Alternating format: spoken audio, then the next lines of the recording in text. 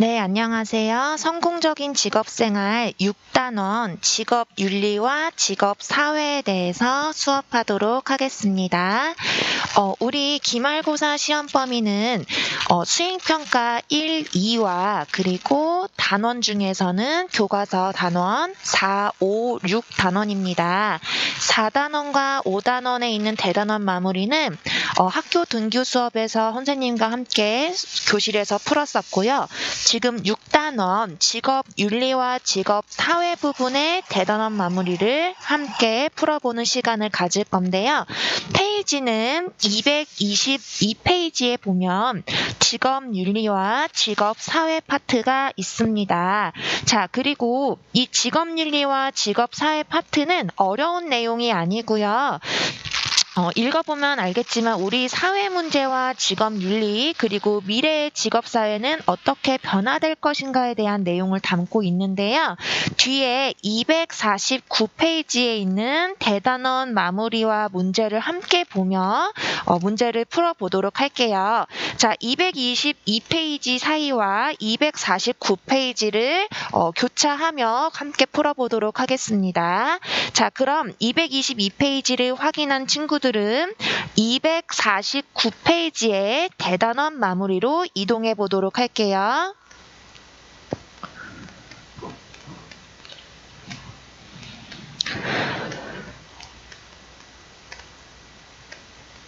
네, 문제가 바로 나왔죠. 자, 249페이지에 문제 1번입니다. 대단원 마무리 시험 문제에 다 해당되는 부분입니다. 같이 한번 풀어보도록 할게요.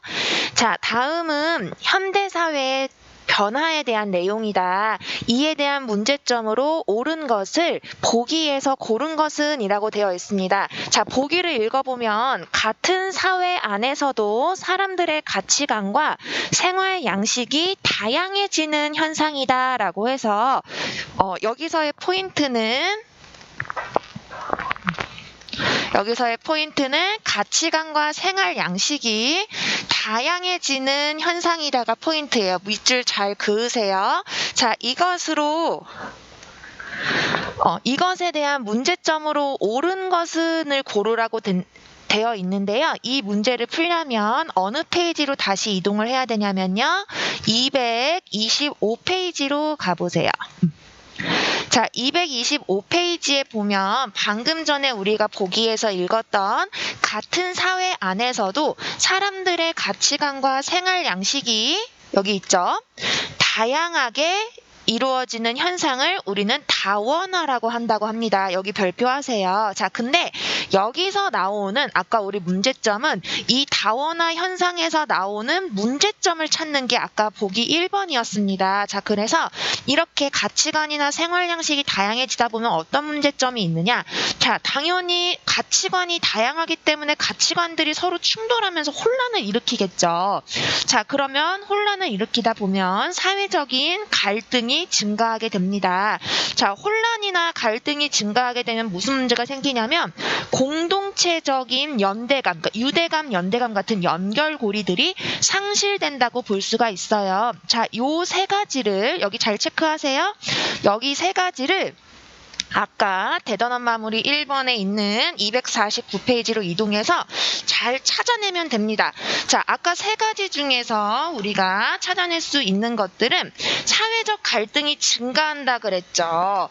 그리고 이런 갈등들이 증가하게 되면 공동체적 연대감이 상실된다라고 해서 세 가지 중에 지금 두 가지가 여기 나와 있습니다.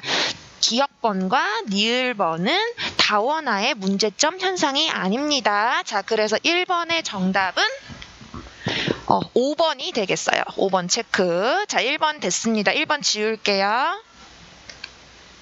자, 그 다음에 문제 어렵지 않고요. 2번 가볼게요. 자, 2번은 윤리적 규범에 대한 설명이다. 자, 규범인데 가와 나에 들어가는 내용으로 적절한 것은, 자, 윤리적 규범은 공동생활과 가를 필요로 하는 인간 생활에서 형성되는 나를 기반으로 형성된다라고 나와 있는데 요 내용이 어디에 있냐면요. 잘 적으세요. 페이지 200 228페이지에 있습니다. 자, 228페이지로 넘어가 볼게요. 윤리적 규범에 대한 내용 228. 자, 228페이지에 보면 윤리적 규범에 대한 내용이 여기 잘 나와 있습니다. 자, 그런데 228 선생님도 넘어가 볼게요. 자, 228페이지에서 조금 더 밑으로 내려보면 여기 있습니다. 자, 윤리적 규범은 여기 밑줄 공동생활과 협력을 필요로 하는 인간 생활에서 형성되는 공동협력 규칙을 기반으로 형성된다. 요 내용 안에 들어가 있는 가로였는데 아까 가로가 어디였냐면 공동생활과 바로 이 협력을 찾아내라고 했고요. 인간 생활에서 형성되는 나번, 그러니까 공동협력 규칙을 기반으로 형성된다. 얘랑 얘를 잘 찾아내면 되겠어요. 자, 그래서 다시 249페이지로 가게 되면 그럼 정답은 협력과 공동협력 규칙이었으니까 2번이 정답이 되겠습니다. 자, 2번의 정답은 2번입니다. 자, 그 다음에 3번은 요거 우리 사실 뭐 페이지 넘어가서 찾을 수도 있는데 3번 같은 경우에는 사실 바로 답이 나옵니다. 우리 지금 윤리 파트에서 공부하고 있죠. 자, 여기 잘 보면 직업인이라면 여러분도 나중에 직업을 갖게 되는 직업인이 되겠죠. 자, 누구나 공통적으로 갖춰야 하는, 여기가 포인트죠. 윤리적인 행동 규범입니다. 사람이 사회생활을 하거나 공동체 생활을 할 때 기본적으로 지켜야 되는 윤리적인 규범들을 이야기하는 건데요. 원만한 직업 생활을 위해서 업무 수행에 필요한 태도, 그쵸? 예의, 그리고 올바른 직업관을 말합니다. 자, 이것은 직업 윤리입니다. 자, 1번인데 얘는 페이지는 어디로 가면 확인할 수 있냐면 226페이지입니다. 페이지를 이렇게 써놓으면 도움이 될 수 있어요. 자, 226페이지에 가서 다시 체크해 봅시다. 너무 당연한 내용이기는 한데 그래도 밑줄 그으러 갑시다. 자, 226페이지에 보면 여기 나와 있죠. 직업윤리란 우리가 방금 읽었던 겁니다. 직업인이라면 누구나 공통적으로 지켜야 하는 윤리적 행동규범을 뜻한다.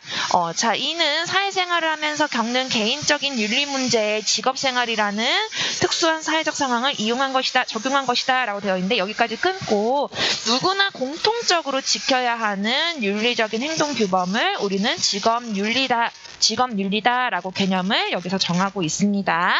자, 그러면 다시 대단한 마무리 249페이지로 이동해서 문제 4번 풀어보도록 할게요. 자, 여기도 어려운 문제는 아니고요. 얘는 정답이 어디 있냐면 얘도 똑같이 페이지 226페이지에 있습니다. 자, 일단 직업윤리 덕목에 대한 설명이다. 우리 방금 직업윤리가 어떤 것인지 배웠죠? 공동체적인 규범입니다. 자, 근데 이 윤리에 대한 덕목으로 이에 해당하는 덕목을 찾으래요. 자, 일단 읽어볼게요. 자신이 하는 일이 사회나 기업 등을 위해서 중요한 역할, 여기 포인트, 중요한 역할을 내가 하고 있다고 믿고 자신이 활동을 수행하는 태도를 말한다. 그러니까 내가 지금 하는 일이 있을 거 아니에요. 내가 뭐 사무직이든 생산직이든 서비스직이든 내가 맡은 업무가 있는데 그 일이 바로 이 내가 속해 있는 사회나 기업을 위해서 내가 아주 중요한 일을 하고 있어. 나는 중요한 업무를 하고 있는 사람이야 라고 믿는 그 자체의 태도를 뭐라고 이야기하냐면요. 226페이지로 가볼게요. 222페이지로 가보면 덕목들이 좀 여러 개가 있습니다. 자, 여기에서 얘 동그라미 하세요. 직분의식. 자, 여기 볼게요. 자신이 하는 일이 사회나 기업 등을 위해서 내가 지금 중요한 역할을 하고 있어 라고 믿는 어떤 자신의 태도입니다. 이 직분의식도 굉장히 중요한 덕목 중에 하나예요. 자, 그래서 소명의식, 전문가의식, 천지, 봉사, 책임 이런 5가지 의식도 직업윤리 덕목에 해당되지만 지금 이 직분의식 별표하고 정답을 잘 찾기 바랍니다. 자, 그래서 다시 249페이지로 넘어가 보면 정답은 몇 번이 되겠어요? 다 체크했죠? 직분의식 4번이 됩니다. 4번의 정답은 4번. 자, 그리고 5번으로 넘어가 볼게요. 자, 5번. 근로윤리, 지금 윤리에 대한 내용이 계속 나오고 있습니다. 근로윤리에 대한 것으로 옳은 것은, 얘는 페이지를 바로 찾아가 볼게요. 페이지 잘 적으세요. 234페이지로 이동합니다. 근로윤리에 대한 개념만 찾으면 되는 거예요. 자, 234페이지. 자, 가보면 지금 근로윤리에 대한 내용이 여기 나와 있습니다.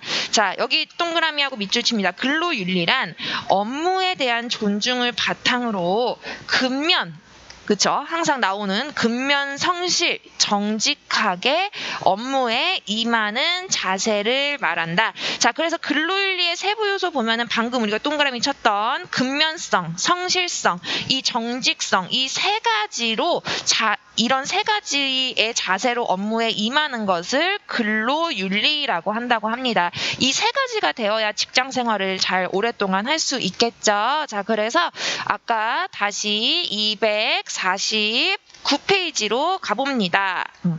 249. 자, 가보면 근로윤리에 대한 설명으로 옳은 것 한번 찾아보면, 여기 잠깐 지울게요. 자, 업무에 대한 존중을 바탕으로 여기 나왔죠. 근면, 성실, 정직. 이 세 가지가 세부 요소였잖아요. 요 세 가지로 업무에 임하는 자세를 근로윤리라고 한다 그랬으니까 정답은 1번이 되겠습니다. 자, 그 다음에 6번 한번 봐볼게요. 자, 6번은 또 공동체 윤리의 세부 요소인데, 우리가 방금 전에 위에서 봤던 거는 근로윤리의 세부 요소 세 가지를 봤었고, 지금은 공동체 윤리의 세부 요소를 볼 거예요. 자, 여기 볼게요. 자, 얘는 몇 페이지에 답이 있냐면요. 얘는 페이지 235페이지에 정답이 있습니다. 공동체 윤리의 세부 요소 찾아보도록 할게요. 자, 235페이지로 이동을 해보면, 자, 공동체 윤리가 지금 이렇게 네 가지의 세부 요소가 나와 있습니다. 공동체 윤리 일단 개념부터 봐볼게요. 공동체 안에서 우리는 사람이 혼자 살아갈 수가 없죠. 공동체 안에서 인간 존중을 바탕으로 봉사하고 책임감을 지니며 규칙을 준수하면서도 예의 바른 태도로 업무에 임하는 자세를 공동체 윤리라고 한다고 해요. 자, 그래서 여기 잘 나와 있죠.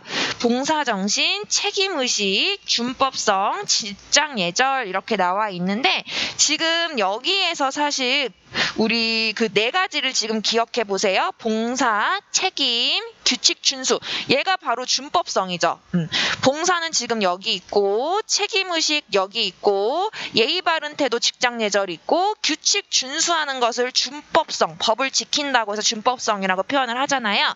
자, 그럼 요거 네 가지 잠깐 기억을 한 상태로 우리가 여기 아까 문제에 있던 249페이지 잠깐 가볼게요. 자, 여기 가보면 공동체 윤리의 세부 요소로 거리가 먼 거. 방금 전에 우리 나왔었잖아요. 직장 예절, 봉사, 그리고 준법성, 책임의식. 준법성 있고, 책임의식 있고, 직장 예절 있고, 봉사 정신 있고. 정답은 2번인데요. 자, 2번은 근면성. 사실 위에서 방금 봤었어요. 근면성은 공동체 윤리의 세부 요소가 아니라, 이 근면성은 어디 세부 요소였죠? 얘는 근로윤리, 우리 방금 위에 5번에서 풀었던 근로윤리의 세부 요소 세 가지 있었잖아요. 근로윤리에 해당하는 세부적인 요소였습니다. 그래서 6번의 정답은 2번이 틀린 지문이니까 2번이 정답입니다. 자, 그 다음에 7번은 페이지를 이동하지 않고도 우리가 바로 문제를 풀어낼 수 있어요. 자, 최근 직업 환경 변화, 그러니까 지금 현대사회의 직업 환경의 변화로 거리가 먼 것을 찾으래요. 자, 보니까 2번부터 볼게요. 세계화, 글로벌화 되고 있죠. 자, 그리고 3번, 친환경적인 성장을 하고 있습니다. 지금 환경 오염이 심각하기 때문에 기업에서는 플라스틱 제조나 이런 것들에 대해서 좀 규제가 엄격해지기도 하고, 고객들도 그냥 친환경, 유기농 이런 어떤 제품들을 많이 좋아하고 있죠. 그래서 친환경적인 성장 성장을 기업이 하고 있습니다. 그리고 당연히 정보화 사회, 인터넷 시대에 살고 있으니까 정보화 사회죠. 자, 그리고 산업구조의 고도화. 옛날에는 생산에만 머물렀었다면 이제는 뭐 서비스, 그리고 이제 점점점 IT, 그 다음에 인공지능 이런 식으로 산업구조가 고도화적으로 발전을 하고 있죠. 자, 근데 정답은 1번이에요.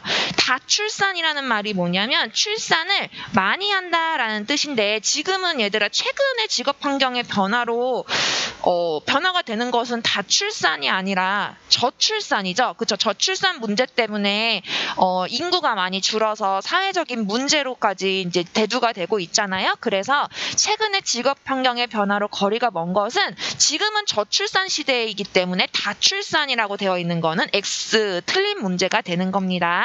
자, 7번은 아마 쉽게 풀 수 있을 것 같아요. 자, 그리고 뒷장 250페이지 8번으로 같이 넘어가 보도록 할게요. 자, 8번. 자, 8번은 얘는 지금 답이 어디 있냐면 잘 적으세요. 페이지 240페이지에 있습니다. 자, 240페이지로 한번 이동해 볼게요. 자, 얘는 잘 체크해 보도록 할게요. 자, 일단 240페이지 가기 전에 직업사회 변화 요인으로 가에 해당하는, 요것에 해당하는 요인을 고르래요, 여기서. 자, 근데 직업사회 변화 요인이 기술 발전, 그리고 2번은 뭔지 모르겠고 아직 3번 경제활동의 변화, 이렇게 세 가지가 있다고 합니다. 자, 그러면 얘를 찾으러 240페이지 가볼게요. 우리는 지금 두 번째 거 찾으러 갈 거예요. 자, 240. 자, 240페이지 가보면 여기 잘 나와 있죠. 최근에 직업, 사회, 변화 요인 해서 여기 1번 잘 체크하세요. 1번 기술 발전, 2번 사회 변화, 3번 경제 활동의 변화, 이렇게 세 가지가 있어요. 자, 그래서 아까 여기 2번이 이렇게 가였잖아요. 이 가에 해당하는 요소들을, 요인들을 보기 안에서 골라내라 라는 거였어요. 자, 그래서 사회 변화를 보면 인구 구조의 변화, 우리 방금 전에 배웠던 거 나왔죠? 저출산, 고령화, 그리고 세계화, 개방화, 정보통신의 대중화, 우리 SNS 잘 이용하고 있죠. 자, 그 다음에 생활 수준과 방식이 변화하고 있고요. 당연히 여성의 사회 진출이 확대되고 있다라는 사회 변화가 있다는 건데, 자, 요것들을 다시 250페이지에 가서 한번 찾아볼게요. 자, 250페이지에 가보면 여러분 책 왔다 갔다 하면서 잘 봐야 됩니다. 자, 일단 정답은 인구 구조의 변화, 그러니까 저출산이나 고령화가 있다 그랬죠? 자, 그리고 생활 수준 방식의 변화. 지금은 생활 수준도 굉장히 높아졌어요. 옛날에 뭐 10년 전, 20년 전 또는 뭐 6.25 전쟁 직후 1950년대 이후로 생각해보면 지금 2020년에 와 있는데 사람들 개개인의 생활 수준이나 사회적인 생활 수준도 굉장히 많이 높아지고 많은 문화를 누리고 있죠. 자, 이런 니을번과 니은번이 바로 이 가번에 해당하는 사회 변화에 대한 내용입니다. 자, 그래서 정답은 니은번과 리을번인데 여기서 조금 주의해야 되는 거는 여기 3번 경제활동의 변화, 여기 좀 체크하러 다시 가볼게요. 자, 200몇 페이지였어요? 240페이지. 240페이지로 잠깐 가봐서 8번의 정답은 4번이긴 하지만 여기서는 선생님이 요거 지금 별표, 얘도 정답이었죠? 얘도 별표. 2번과 3번 모두 별표하세요. 기술 발전은 읽어보세요. 자, 그 다음에 3번 여기 봅니다. 이 경제활동의 변화에 대한 요인을 좀 다시 한번 살펴볼게요. 경제활동.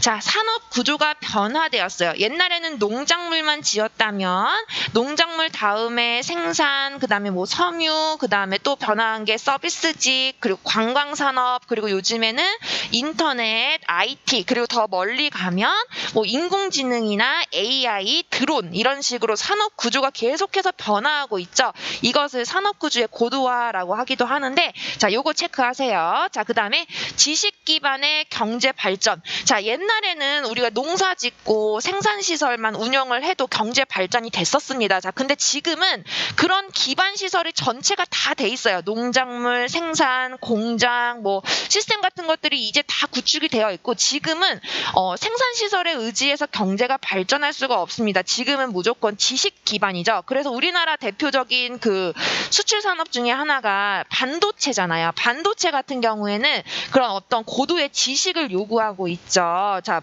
그런 것들, 이런 지식 기반으로 경제 발전이 이루어지고 있는 시대에 지금 우리가 살고 있습니다. 자, 그 다음에 이거는 경제 활동을 하다 보면 정부에 대한 경제 정책들이 변화하죠. 그때그때 맞춰서 우리 지금 코로나 때문에도 경제 정책이 많이 바뀌고 있는데 이런 정부 경제 정책의 변화도 이 경제 활동의 변화에 해당이 된다는 겁니다. 그래서 여기 부분에서는 1번은 한번 읽어보면 잘 알 것 같고요. 2번은 아까 대단원 마무리에 나온 문제였고 3번 경제 활동의 변화에 대한 요소까지 여기 잘 살펴보기 바랍니다. 별표 잘 하세요. 자, 그 다음에 다시 아까 있었던 문제로 갑니다. 250페이지. 자, 250페이지 가면 지금 좀 내려볼게요. 4차 산업 혁명의 사례로 볼 수 없는 거. 자, 얘는 정답이 어디 있냐면요. 잘 고르세요. 잘 적으세요. 242페이지에 있어요. 자, 여기 가보면 사실 이것 보고도 우리 그냥 찾을 수 있는데 일단 4차 산업혁명 비슷한 것끼리 묶어볼까요? 당연히 로봇, 그쵸?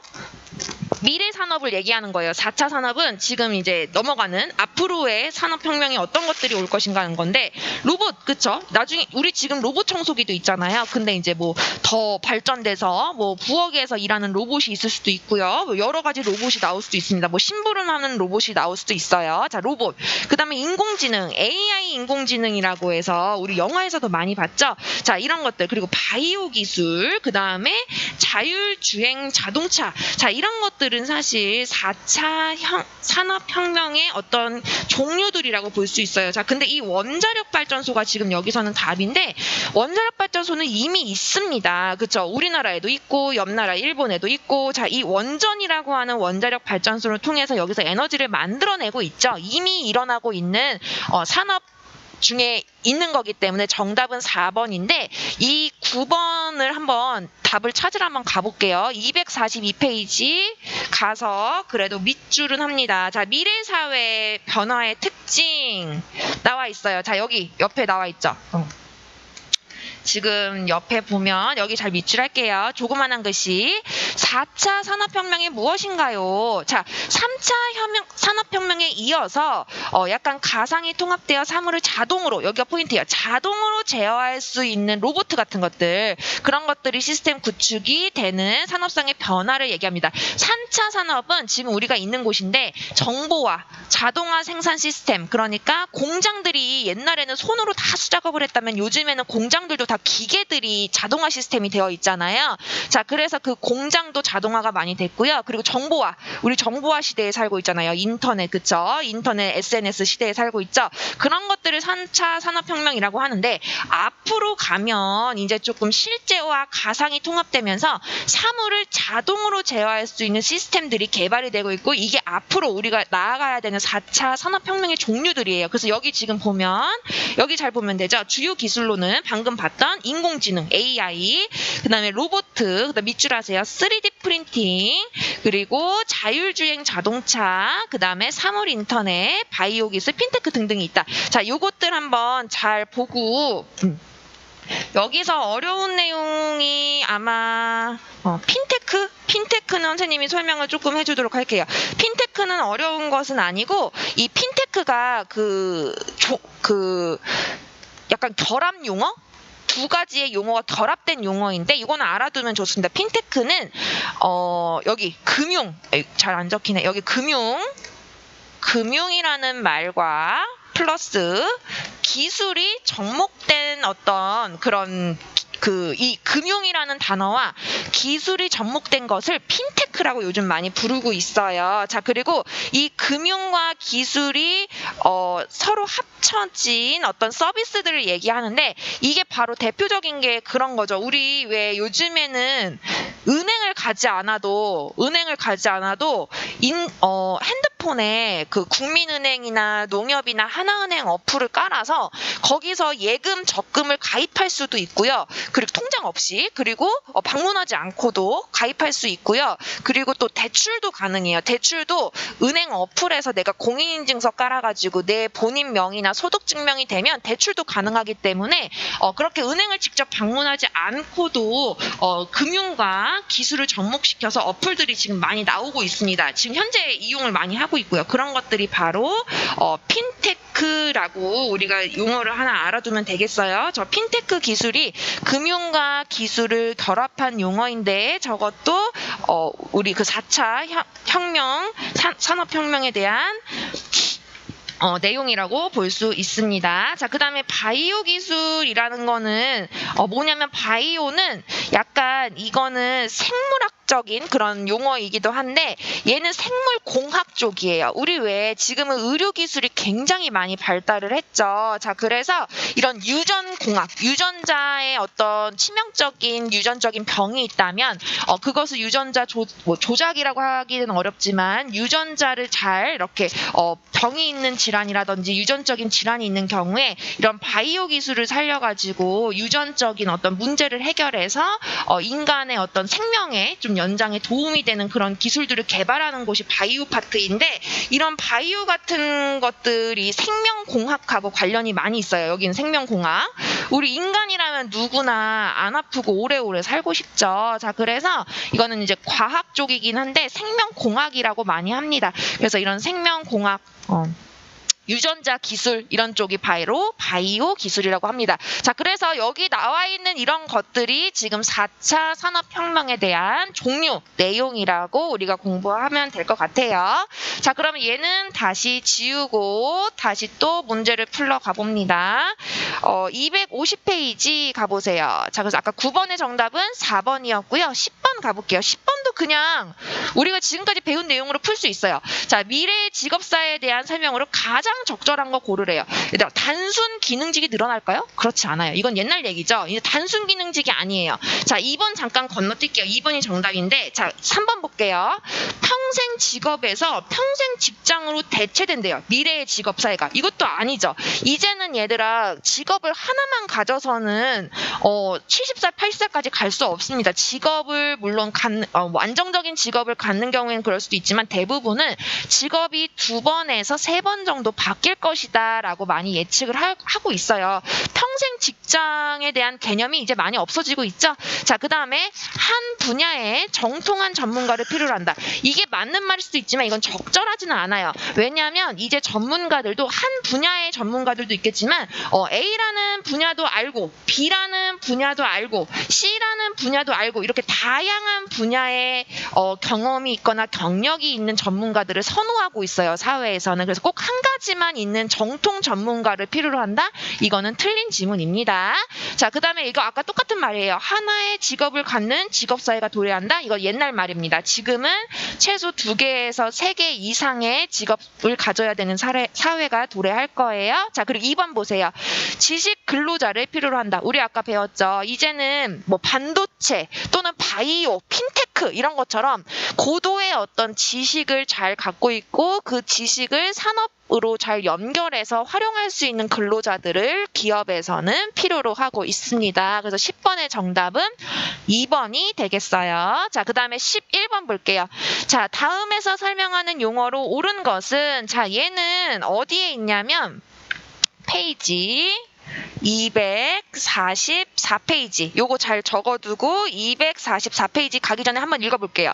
자, 유목민처럼 한 곳에 머물지 않고 일에 따라 전 세계의 국경을 넘나들며 여러 직장과 지역을 유랑하는 직업인들. 그러니까 유랑이라는 건 떠돈다는 거죠. 돌면서 국경도 넘어다니고 여러 직장도 다니고 하면서 한 곳에 머물지 않는 것을 뜻하는 용어가 뭐냐면 이거 2번인데 일단 이 2번 찾으러 244페이지 가볼게요. 자, 244페이지에 보면 우리 지금 원격 수업하고 있잖아요. 여기 원격 근무에 대한 내용도 나왔고요. 이거 한번 읽어보세요. 자, 그 다음에 잠 노마드가 바로 정답입니다. 자, 미래의 직업생활은 이렇게 원격 근무, 뭐 재택근무라고도 하죠. 요즘에는 우리 지금 원격 수업하고 있듯이 이런 근무, 수업도 이런 식으로 바뀐다면 근무의 형태도 많이 바뀔 거예요. 자, 근데 지금 정답은 여기 있어요. 여기 별표. 잠 노마드라는 뜻은 한 곳에 머물지 않는다는 게 특징이에요. 그렇지 않고 내 일에 따라서 전 세계 국경을 넘나들며 여러 직장과 지역을 돌면서 일을 갖고 있는 직업인들을 잡 노마드라고 한다고 합니다. 자, 그래서 여기 나와 있는 미래의 직업 생활에 대한 내용은 한 번씩 읽어보되 잡 노마드를 꼭 별표해서 정답을 잘 체크하기 바랍니다. 자, 그러면 250페이지 다시 가볼게요. 자, 250페이지 지금 보면 10번까지 문제 풀었고요. 11번까지 풀었네요. 잡 노마드 여기 잘 체크하고요. 자, 여기 파트에서는 12번과 13번까지 같이 풀어보도록 할게요. 자, 12번 체크. 자, 미래 사회의 변화에 대한 특징을 서술하시오. 이거 앞에서 다 봤는데 얘 적으세요. 페이지 242페이지. 자, 그리고 한 번에 갈게요. 직업윤리에 대한 기본 원칙 5가지. 자, 얘는 페이지 226페이지입니다. 자, 먼저 미래사회의 변화에 대한 특징 체크하러 242페이지 가볼게요. 자, 여기가 이제 거의 마지막 됐어요. 242페이지. 특징 지금 보면 242. 자, 여기입니다. 특징. 여기 그림으로 보고 공부하면 되겠어요. 자, 그림에 보면 미래사회 변화의 특징 있죠? 자, 체크하세요. 정보화의 가속화. 이미 우리 가속화돼서 살고 있어요. 그쵸? 정보화의 가속화. 그 다음에 세계화의 가속화.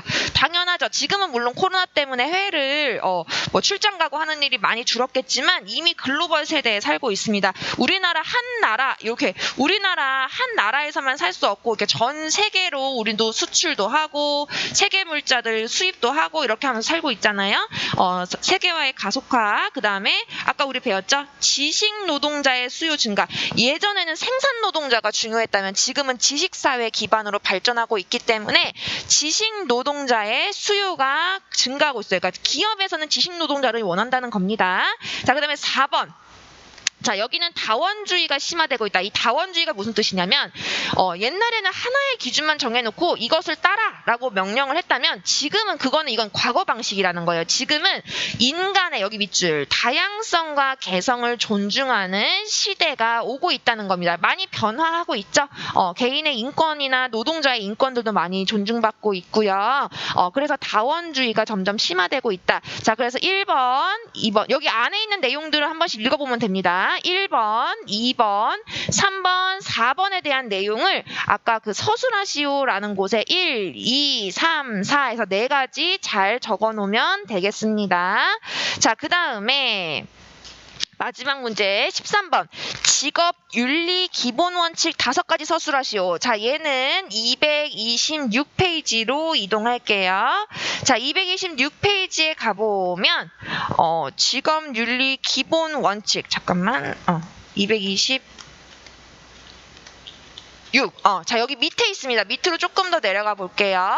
자, 여기 체크해야 돼요. 자, 직업윤리의 기본 원칙 볼게요. 한번 읽어볼게요. 자, 직업윤리의 기본 원칙은 다양한 직업 환경의 특성상 모든 직업에 공통적으로 요구되는 윤리 원칙이다. 이런 것들 당연한 이야기인데 요거 잘 체크하세요. 자, 객관성의 원칙, 고객 중심의 원칙, 평등하게, 공정하게 법규를 준수한다라는 뜻이죠. 공정 경쟁. 법규를 준수하면서 경쟁하자는 거지. 내가 법규를 지키지 않고 경쟁해서 승리하는 것은 의미가 없죠. 그래서 경쟁을 하되 법규를 준수하자라는 뜻이 공정 경쟁입니다. 자, 그 다음에 4번 체크하세요. 전문성의 원칙. 전문가 의식을 갖고 책임을 다하라는 겁니다. 그 다음에 5번 당연한 이야기인데 정직과 신용의 원칙. 숨김이 없고 약속을 지키고 신뢰해라. 이런 뜻입니다. 자, 요거 5가지. 여기 여기 쪽에 있는 내용은 읽어보면 좋고요. 지금 중요한 것은 이 5가지 직업 윤리의 기본 원칙을 아까 250페이지에 있는 서술하시오 옆에다가 밑에 답에 이 5가지 적어두고요. 공부 다 하도록 합니다. 자, 지금 대단원 마무리 250페이지 13번까지 풀어보았는데요. 14, 15, 그 다음에 직업기초능력평가는 여러분들이 자율적으로 풀어보기 바랍니다.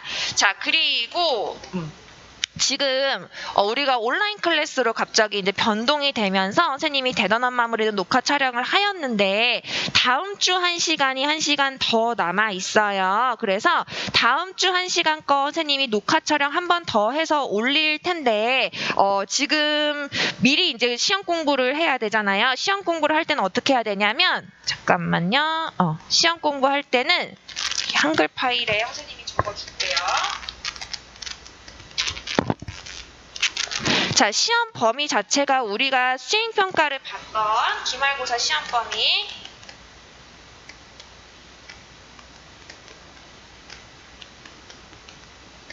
기말고사 시험 요거는 중지하고 기말고사 시험 범위가 기말고사 시험 범위가 수행평가 1번과 2번은 모두 암기가 됐을 거예요. 사실 이거 암기를 해서 우리가 공부해서 수행평가를 받기 때문에 그렇지만 기말고사에 포함이 되기 때문에 수행평가 2학기 때 봤던 거죠. 1학기 건 아니고 수행평가 1과 2를 정독해서 다시 공부하세요. 자, 이것과 그리고 대단원 마무리 우리 방금 풀었던 거 대단원 마무리가